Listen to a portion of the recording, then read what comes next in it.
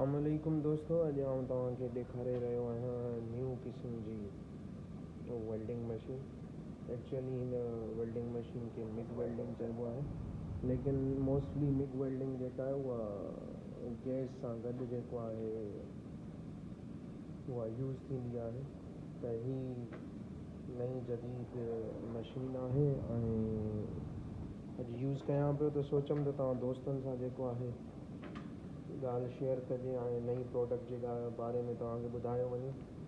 त हींअर बसि प्रोडक्ट खे जेको आहे ऑन कयूं पिया, वधीक तव्हांखे जेको आहे हलाए ॾेखारियूं त ही प्रोडक्ट जो फ्लक्स बार आहे, जेका पाण वेल्डिंग रॉड चवंदा आहियूं। उहा अमूमन वेल्डिंग रॉड हीअं हूंदी आहे, ही मां तव्हांखे ॾेखारियां थो। हिन जे मथां फ्लक्स लॻल हूंदी आहे ऐं हिन में जेका आहे वेल्डिंग रॉड हीअं रोल जी टाइप में ऐं सनी तव्हां ॾिसी रहिया आहियो।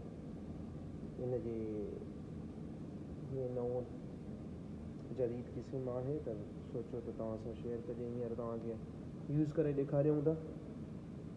हींअर सेफ्टी गूगल्स पाए छॾिया आहिनि ऐं मशीन खे ऑन करे छॾियो आहे।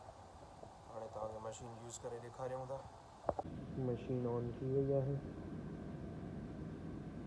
ऐं हीअ तमामु आसान तरीक़े सां तव्हां वेल्डिंग करे सघो था। ऐं ही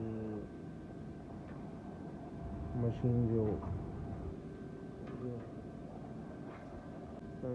जो वेल्डिंग रॉड होल्डर जंहिंखे चइबो आहे, फीट अंदरां ईंदी इलेक्ट्रोड। त अचो त हाणे तव्हांखे वेल्डिंग करे था ॾेखारियूं।